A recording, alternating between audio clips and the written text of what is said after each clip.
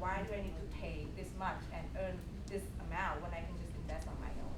That's basically what you were saying, right? Yeah, because if we go over the numbers, right, it doesn't match up.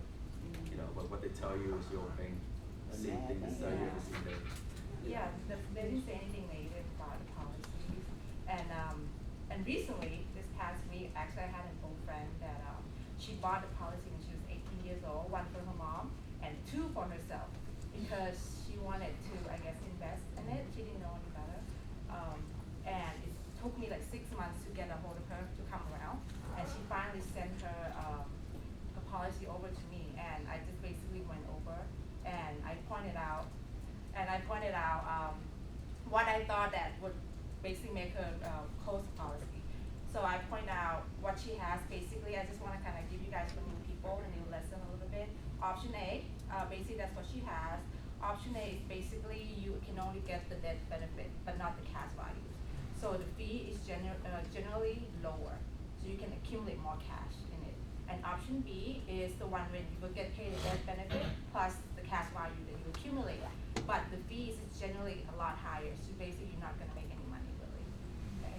And that's what I point out. And then typically for IUL whole life is what they understand is they have it for 100 years old, right? And in her contract, I show it to her. I don't know if Thomas can pull up the slide. Oh, it's okay. Yeah, it's on her policy right here. So she got this one at 21 years old, and it will lapse at after 34 years. So basically, it's a 33 years term. Basically, it's a term, but it says whole life, and that's what I showed her, and then she was like, "Oh, okay, I didn't know that." Right? And then the next one, yeah.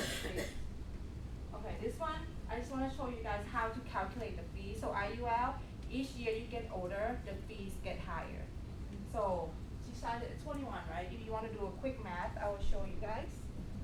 So if you ever have a client that have a policy, this is what you can show them. So basically, this is the 500,000 policy. So 21 years old, right? Is 0.0270, and basically how you calculate it, you just times the 500 because it's 500,000. This is per thousand, okay? And the math come out to, I believe, is 0.1375. So that's the cost of insurance at 21 years old. So as you get older, the cost keeps going up higher, and basically it will just eats away all your cash value. So I explained that to her, and then she sees it, and then she's basically canceled all the policies, and she got her mama policy and her several policies.